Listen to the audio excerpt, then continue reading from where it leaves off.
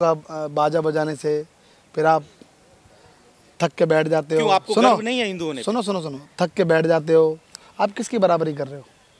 BJP ने सारे पूरे पुलिस पूरा सिस्टम पूरा वहाँ लगा दिया, धीरेन्द्र शास्त्री जी। उसके पीछे तो ये बम कांड हुए हैं।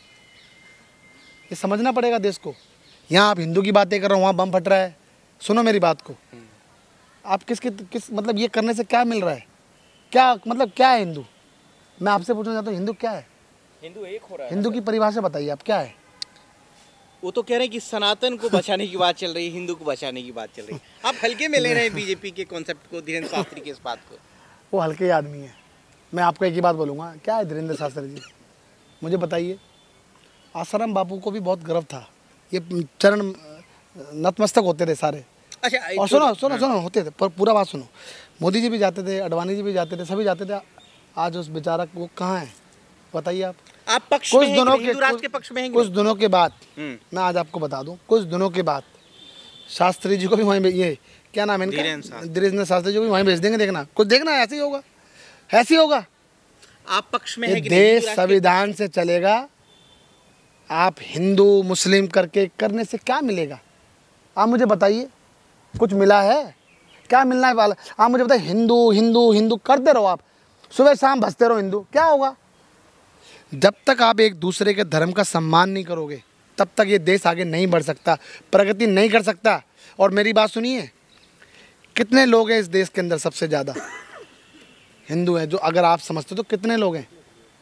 देखो, मैं आपको बता दूं, बहुत सारी चीज़ें, अगर आप इसके अंदर डीपली में जाओगे ना तो बहुत कुछ सुनने को मिलेगा। मैं आपको बता दूं, ये यात्रा कितने दिन चली, मैं आपसे पूछना चाहता हूँ। एक सवाल मेरा बताइए। 8वां दिन है। क्या मिला उससे 8वें दिन में? क्या हुआ? ऐसा कौन सा आपने यात्रा करके कुछ देश को मिल रहा है? मैं कहना चाहता हूं, यात्रा करो, मैं भी शामिल होऊंगा आपकी इस यात्रा में। अगर उस यात्रा से बेरोजगार को रोजगार मिल जाए तो मैं आपके साथ हूं। अगर उस यात्रा से स्वास्थ्य सेवाओं में तब्दीली हो तो मैं आपके साथ हूं। अगर उस यात्रा से शिक्षा में वृद्धि हो तो मैं आपके साथ हूं। अगर उस यात्रा से डेवलपमेंट बढ़ रहा है और कई संस्थानें बढ़ रही हैं तो मैं आपके साथ हूं। मगर मैं माफ़ी चाहूँगा, मैं ऐसी किसी यात्रा के साथ नहीं हूँ जो देश में नफरत फैला रही है। और मैं माफ़ी चाहूँगा, कहना चाहता हूँ देश के प्रधानमंत्री को, ऐसी कितनी यात्राएं और ऐसे कितने धीरेन्द्र शास्त्री पैदा कर लो आप, इससे देश का भला नहीं होने वाला। भला तब होगा जब आप बेरोजगार को रोजगार दोगे, इन चारों मुद्दों पर बात करोगे, तब अब देश का भला होगा। मैं एक सिंपल सवाल आपसे लेता हूँ। धीरेन्द्र शास्त्री ने कहा कि देश की बेटियां दुर्गा काली है, ना कि बुर्के वाली है। इस पर आप क्या? देखो, मैं आपको बता दूं, दुर्गा काली मेरे देश की बेटी एक अलग है, मेरी बहन बुर्के वाली भी एक अलग है। मैं आपसे पूछना चाहता हूं, आज 10 सालों में कहां से कहां वृद्धि हो गई आपकी? आज बड़ी बड़ी गाड़ियों में चल रहे हो आप, ठीक है? आपने कितना देश के गरीबों को दे दिया, बताइए आप सवाल करना क्या चाहते हो? ये आपको ये शोभा देता है? नहीं, आप धर्म की बात करते हो। कोई जो सच में सच्चा धर्म की बात करने वाला होगा ना, वो कभी धर्म को बांटने की बात नहीं करेगा। वो कोई हिंदू मुस्लिम की बात ही नहीं करेगा। उसको पता है कि वो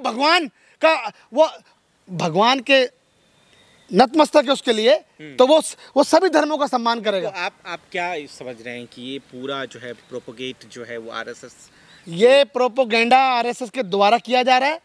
और धीरेन्द्र शास्त्री कोई धर्म की बात नहीं करने वाला, वो आरएसएस का एक आदमी है जो देश को नफरत की दिशा में भेज रहा है। क्या हो रहा है? उन्हें तो सब, अभी कुछ दिनों पहले बड़ी बड़ी मीडिया चला रही थी कि उन्हें सब कुछ पहले पता चल जाता है। ये बम कांड हुआ, क्यों पता नहीं चला? अगर अपने आप को धर्मार्थ समझते हो, अपने आप को हैं ऋषि मुनि समझते हो आप अपने आप को, क्यों नहीं पता चला आपको? आप